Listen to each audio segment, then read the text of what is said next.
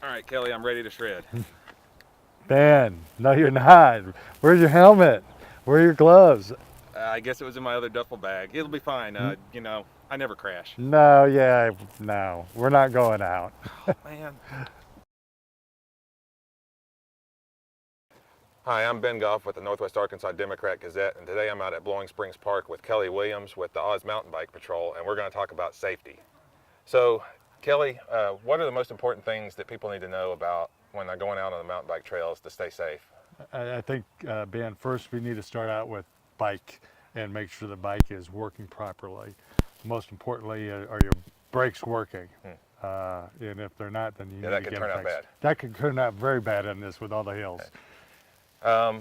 So what do people need to do to make sure, just give them a little squeeze before you head down the trail, make sure all your bolts are tight? Make sure that bike is going to stop. And make sure that you have the proper air pressure in your tires is also another big thing.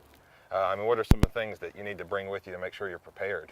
I would bring a spare tube and also a pump. I mean, and plenty of water. Yeah. Even when it's not super hot. Even when you need to hydrate all the time. We did a little intro there. Of course, I do have my helmet today. I would never go ride without a helmet. What all kinds of protective gear are essential for going for a mountain bike ride? The important word you said is essential there, because there are, I'd say, two things that are very essential, and one is the helmet. Don't go out without a helmet. And in our area, gloves are very, very important for safety, not for, because of the humidity and the heat that we have. Your hands get slippery, and if you're on a mountain bike trail and you go over a rock or something, there's a chance of you slipping and sliding off your handlebars and going face first. Please prevent that. Is that a little bit personal preference? Some people now are riding these sort of foam grips, and they say that, I've heard people say that they like to ride those without gloves. I would not ever go out there. I've actually accidentally didn't have my gloves one day. Half a mile from the car, I went over the handlebars. So I just would not ever go out. Well, they can definitely save you from losing some skin on your hands when you crash. Absolutely, that too. Another thing that can save, another point that I tend to put down when I crash is my knees. So knee pads or something you might wear. So as far as for safety, knee pads are very important. People also wear elbow pads, but more and more popular, the knee pads are coming. A lot more people are wearing knee pads. Now, when I was first getting into mountain biking, you basically had your basic kind of helmet like this, which is essentially just an all-purpose sort of road-style helmet with a visor. And you had the downhill helmets, the full face. Nowadays, it seems like it's filling in the gap. You've got all kinds of different things, enduro, all-mountain-style helmets. They offer a little more protection without the weight of a full face. This is a Bell helmet that's very light, and it also, the front will clip off, so you don't have to have it during the hot summertime. Well, what is the best around here, or is that just, I mean?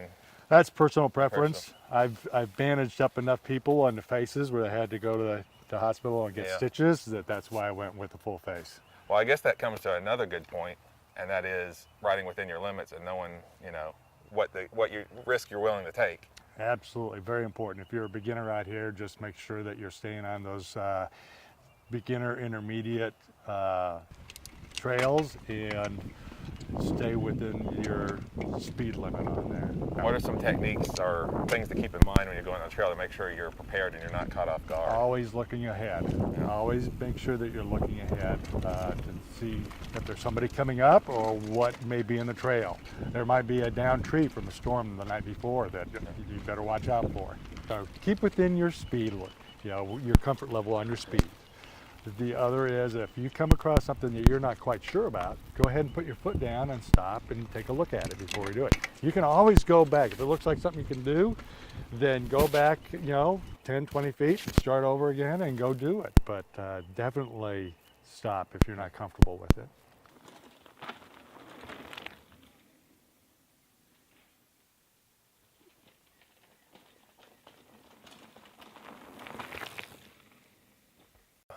One other piece of equipment not everybody uses, eyewear. Is that something that you should be wearing, or? I think that's almost personal choice, but it is a safety factor because there's this time of year we have a lot of rain coming down, so there's mud and there's mud splatter, and that can get in your eye, and all of a sudden, if you're blinded, you're going to end up falling down.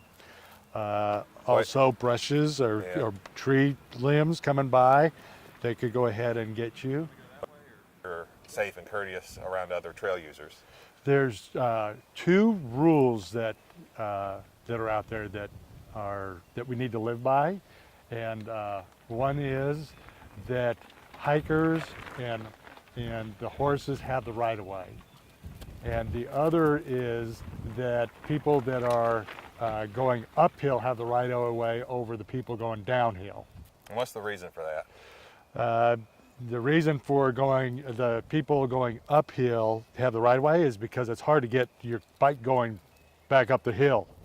So it's easier, somebody to pull over that's going downhill, and once you're past them, they can just go ahead and get on their bike. But if you're going uphill, it's hard to get going back up the hill with your pedaling and get back into your clips. Now, that's the rule, but when I'm riding, hikers always just step off and yield to me before I even have a chance to think about it. Absolutely, it's the rule. Those are the two main rules, but there's always variations off of it. Most hikers get out of the way with their dog. Also, the other variation is that when there's 6 riders and there's versus 1 rider, that 1 rider, even if he is going up the hill, usually is going ahead and getting out of the way of the 6. It's just common courtesy either way. Those are the rules, but there's variations off of both of them. Well, hopefully you learned something about being safe out there. We have a really great mountain biking community up here, and if there's ever anything where you have a question or whatever, there are people and resources who can help you learn to be a better, safer rider. And certainly thanks for Kelly Williams with the Oz Mountain Bike Patrol for coming out here today and sharing some of those tips with us. Until next time, we'll see you out on the trails. Ride safe.